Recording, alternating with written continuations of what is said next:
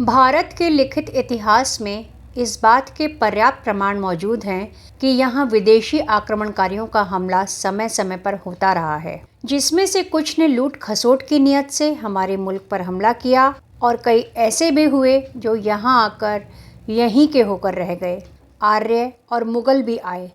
पर उन्होंने इस मुल्क को अपना लिया और यहीं रच बस गए। जबकि 16वीं शताब्दी से जिन यूरोपीय ताकतों ने हिंदुस्तान की तरफ रुख किया, उनका मूल उद्देश्य इस मुल्क का औपनिवेशिक शोषण करना था। चाहे वो सबसे पहले आने वाले पुर्तगाली हों, डच, फ्रांसीसी या अंग्रेज़ हों, व्यापार के नाम पर भारत आने वाले यूरोप के इन पूंजीपतियों ने मुनाफा बटोरने के लिए सारे तोड़ तिकड़म किए और राजनीतिक रूप से हस्तक्षेप कर अपना वर्चस्व स्थापित करने की कोशिश की। ये पूंजीपति वर्ग के नुमाइंदे अपने मुल्कों में एरिस्टोक्रेसी के खिलाफ संघर्ष कर एक विकसित पूंजीवादी व्यवस्था की ओर अग्रसर हो चुके थे और दूसरी तरफ हिंदुस्तान में पिछड़ी सामंती व्यवस्था, जातीय भेदभाव और ब्राह्मणवादी वर्चस्व वाली एक प्रतिगामी समाज व्यवस्था इन यूरोपीय ताकतों के आक्रमण का मुकाबला करने में असमर्थ साबित हुई। आखिर क्या वजह थी कि सबसे पहले आने वाले पुर्तगाली, डच या फ्रांसीसियों को वो सफलता नहीं मिली जो ब्रितानी ईस्ट इंडिया कंपनी को? अंग्रेज़ों ने सन 1600 में भारत के साथ व्यापार के लिए ब्रिटिश ईस्ट इंडिया कंपनी की स्थापना की, जिसे 1698 में ब्रिटिश पार्लियामेंट ने अधिकार पत्र दे दिया और उसका पुनः नवीनीकरण संसद द्वारा 1708 में किया गया और इस प्रकार ईस्ट इंडिया कंपनी को भारत के साथ व्यापार करने का एकाधिकार प्राप्त हो गया। ब्रिटिश ईस्ट इंडिया कंपनी राज की एक खासियत यह भी थी कि इसके क्रियाकलापों पर ब्रिटिश संसद की नज़र थी, जो सीधे सीधे उन्हें रिपोर्ट करते थे। कंपनी राज में भारत की गरीब जनता पर कर का बोझ डाला गया और इसका सीधा फायदा ब्रिटेन के नव उदित पूंजीपति वर्ग को मिला। भारत की राजनीतिक ताकत की कमजोरी का फायदा उठाकर अंग्रेज़ों ने 1765 में बंगाल, बिहार और उड़ीसा की दीवानी हासिल कर ली, जिसकी वजह से कंपनी को भू राजस्व वसूलने का अधिकार मिल गया। उस समय कृषि और कृषक हमारे देश के प्रमुख उत्पादक शक्ति थे,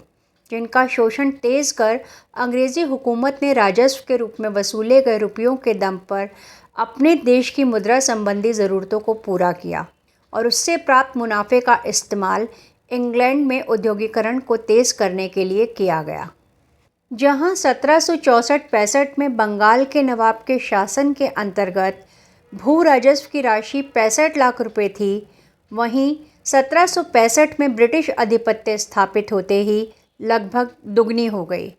और 1793 में बंगाल के स्थायी बंदोबस्ती यानी परमानेंट सेटलमेंट के बाद बढ़कर 4 गुनी यानी 268 लाख रुपए हो गई। कंपनी राज की यह कर नीति और जारी पुरानी सिंचाई व्यवस्था ने भारतीय किसानों के ऊपर विपत्तियों का पहाड़ खड़ा कर दिया। अंग्रेज़ों के शासनकाल में ही ग्रामीण व्यवस्था छिन्न भिन्न हो गई और समय समय पर आने वाले अकाल ने लाखों लोगों को मौत के मुंह में धकेल दिया। इस व्यवस्था ने एक नए किस्म का सामंतवाद, अंग्रेज़ी नौकरशाही के रूप में खड़ा किया, जिसे यहाँ की जनता के ऊपर थोप दिया गया। खुद लॉर्ड क्लाइव ने 30 सितंबर 1765 में ईस्ट इंडिया कंपनी के संचालकों के नाम लिखे एक पत्र में इस बात का जिक्र किया है कि राजस्व अधिग्रहण के बाद कंपनी को हर वर्ष 122 लाख रुपए या 16,50,900 पाउंड स्टर्लिंग की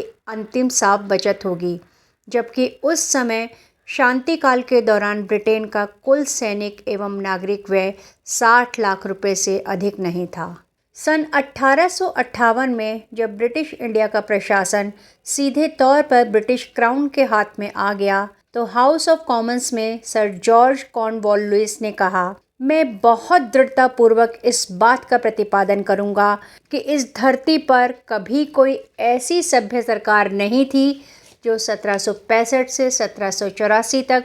ईस्ट इंडिया कंपनी की सरकार से अधिक भ्रष्ट, अधिक कपटी और अधिक लूट खसोट करने वाली रही हो। अंग्रेज़ों द्वारा भारत की जनता के साथ लूट खसोट और कपट से अर्जित की गई संपत्ति की बदौलत न केवल ब्रिटिश ईस्ट इंडिया कंपनी ने इस देश में अपना राजनीतिक वर्चस्व स्थापित किया, बल्कि तमाम आर्थिक संसाधनों पर भी संपूर्ण कब्जा कर लिया। मुक्त व्यापार के नाम पर हिंदुस्तान में शुरुआत करने वाले अंग्रेज़ों ने अपनी राजनीतिक ताकत के दम पर हिंदुस्तान के साथ व्यापार में एकाधिकार स्थापित कर लिया। और यहीं से शुरुआत होती है इस प्राचीन मुल्क की 200 साल तक चली लंबी गुलामी की, जिसका अंत देश के हज़ारों लोगों की कुर्बानियों और लाखों के संघर्षों से हुआ। अगर ये वीडियो आपको अच्छा लगा तो इसे लाइक कीजिए, शेयर कीजिए और चैनल को सब्सक्राइब कीजिए।